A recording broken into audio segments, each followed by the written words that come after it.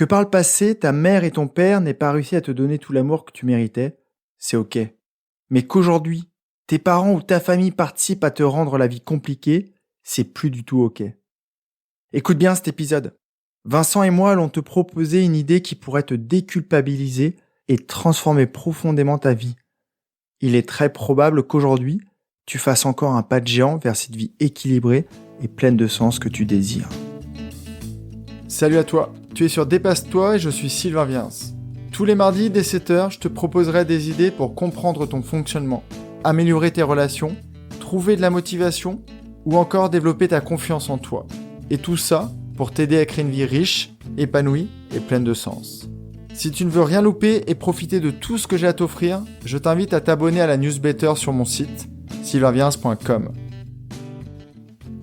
Avant de commencer l'épisode et de te parler de ce sujet fondamental, je voulais te rappeler que tous les jeudis matins, je me mets devant mon clavier, j'active mon cœur et mon esprit pour te délivrer un message simple et profond qui change doucement mais sûrement la vie de plusieurs centaines de personnes à travers le globe. Ce courrier est éphémère et n'est plus jamais récupérable. Alors si tu veux recevoir le prochain, abonne-toi tout de suite. J'ai hâte que tu en profites. Alors pourquoi te parler des relations familiales aujourd'hui ? Les fêtes ont souvent réactivé un contexte qui peut être très compliqué, voire toxique. Et les parents, les frères ou les sœurs reviennent très régulièrement dans mes séances de coaching. Aujourd'hui, je vais te faire plonger dans un accompagnement et tu vas entendre une phrase qui pourrait tout changer et t'aider à lâcher prise dans le domaine de la famille. Tu verras si tu as envie de toucher à la porte qui se trouve entre toi et eux, c'est ce que Vincent a décidé de faire. Installe-toi confortablement et ouvre bien tes oreilles.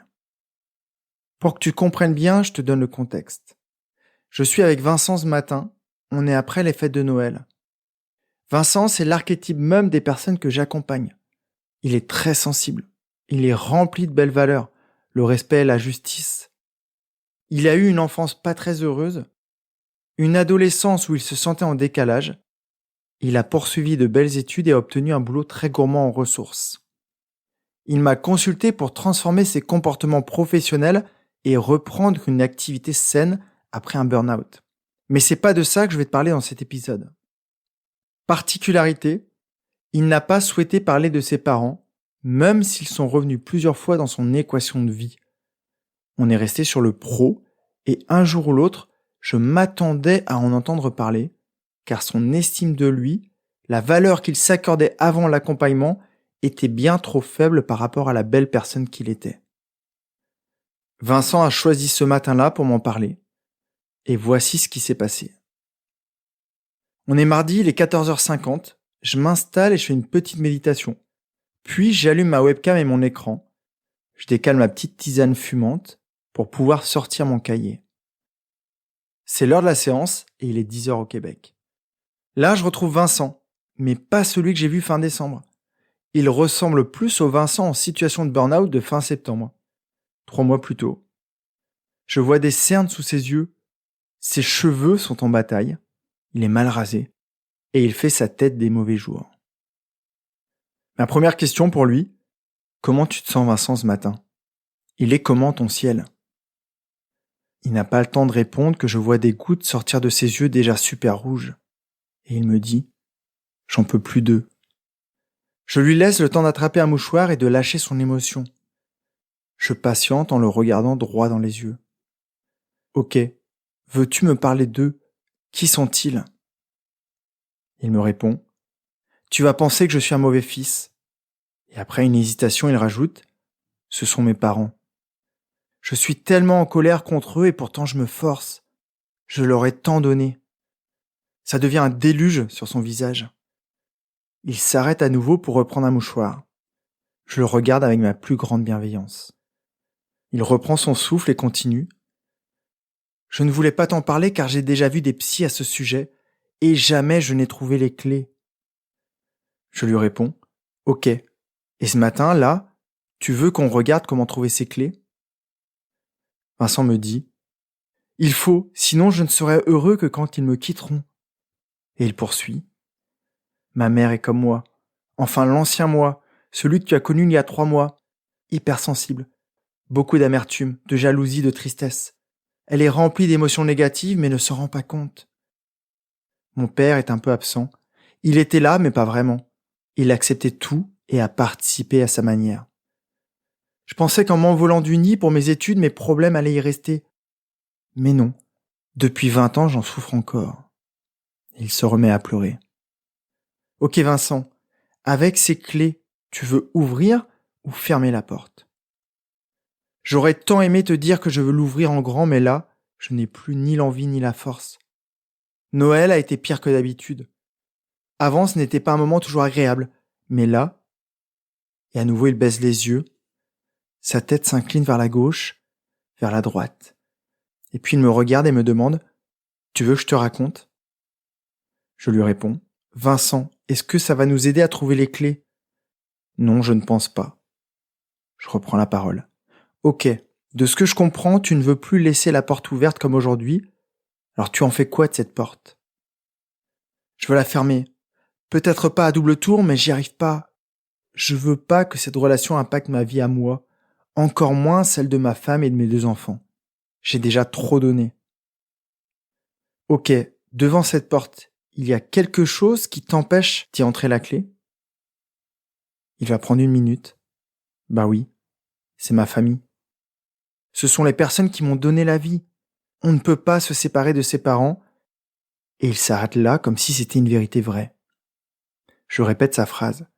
On ne peut pas se séparer de ses parents. Mais qui dit ça? Il va réfléchir plus de 30 secondes, voire 1 minute. Et il me répond. Bah je sais pas en fait. Je lui laisse encore le temps de reprendre ses esprits et je le questionne à nouveau. Vincent, est-ce que tes parents sont responsables de toi? Il relève la tête et me répond très rapidement. Bien sûr, ils m'ont mis au monde. Ok. Et toi? Es-tu responsable de tes parents?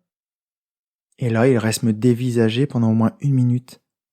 Et il ne dit plus rien. Vincent me connaît bien et il sait que j'ai plusieurs rôles.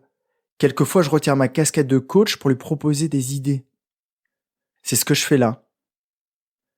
Et si je disais que tu n'es pas responsable de tes parents? Eux ont signé un contrat avec eux-mêmes en te déposant dans ce monde, en te donnant la vie. Mais toi, as-tu signé quelque chose?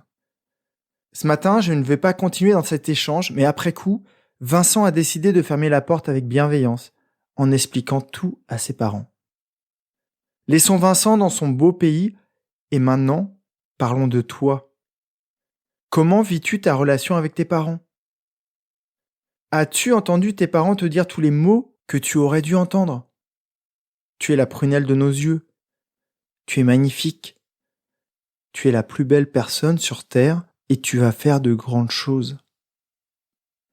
Si jamais tu n'as pas entendu ça, l'idée n'est pas de te créer de la rancœur ou de la colère. Au contraire, c'est de la libérer pour passer à autre chose. Tout ça, c'est du passé. Je peux t'assurer que tes parents devaient être très bien intentionnés, mais peut-être n'ont-ils jamais entendu ces belles phrases de leurs parents. Peut-être n'ont-ils pas compris ce que tu devais représenter pour eux. Peut-être étaient-ils tout simplement malades. Ou peut-être ne savaient-ils pas qu'il fallait te dire ça. Alors aujourd'hui, c'est comment pour toi? Que tu sois rempli de gratitude quand ton enfance a été heureuse, ou que ta relation actuelle t'apporte du positif, c'est génial. Mais si ta jeunesse a été difficile, et que là, alors que tu as beaucoup de choses pour être heureux, ils te rendent encore la vie difficile, est-ce que c'est acceptable? Est-ce à toi de faire tous les efforts? Est-ce qu'ils se sont remis en cause? Est-ce qu'au moins ils ont essayé? La question que j'ai envie de te poser maintenant, là, tout de suite, et qui est complètement fondamentale, comment est ta relation d'aujourd'hui? Tes parents t'aident-ils à avancer vers la vie que tu mérites? Sont-ils les personnes ressources qui te poussent ou au contraire qui te freinent? Je répète une phrase qui a bousculé la vie de Vincent et pour être franc, qui a bousculé la mienne. Elle m'a été offerte par mon médecin acupuncteur. Les parents sont responsables de leurs enfants, mais pas le contraire. En fonction de ta culture, peut-être que cette phrase te déstabilise, voire te choque, et j'espère que tu la comprendras si elle peut t'aider à être plus heureux aujourd'hui. Tes parents doivent participer activement à ton bonheur, mais pas le contraire. S'ils sont malades et que tu n'as pas suffisamment d'énergie, Ce n'est pas à toi de les soigner. S'ils sont tristes et que tu es une belle personne comme Vincent, je peux t'assurer que tu n'es pas responsable de leur tristesse. S'ils sont en train de te faire pleurer, dis-toi que tes parents n'ont pas le droit de te faire ça. Ils n'ont pas le droit de te faire souffrir. Ils n'ont pas le droit de t'épuiser. Ils n'ont pas le droit de te manipuler. Et surtout, ils n'ont pas le droit de te faire culpabiliser car tu n'es pas responsable de leur vie. En revanche, ils ont le droit de t'aimer. Ils ont le droit de te chérir. Ils ont le droit de te donner de l'énergie et ils ont le droit de te motiver pour faire ton propre chemin. Je te répète encore cette phrase avant de m'envoler. Les parents sont responsables de leurs enfants, mais pas le contraire. Tu n'as pas forcément à faire comme Vincent et fermer la porte, mais sois conscient de son ouverture et vois ce que tu veux faire de cette clé. Si tu penses que cet épisode peut aider quelqu'un de ton entourage, partage-le lui tout de suite. Il t'en sera très reconnaissant. Prends vraiment bien soin de toi. Je te retrouve jeudi dans ta boîte aux lettres. Passe une magnifique journée. Bye bye. Si cet épisode t'a appris quelque chose, n'hésite pas à en parler autour de toi. Dis-toi qu'à chaque fois que tu m'aides à le diffuser, tu fais tous les jours un peu plus pour aider tes proches et influencer positivement les gens qui nous entourent. Je te remercie très sincèrement pour ton écoute et je te souhaite vraiment le plus beau pour la suite.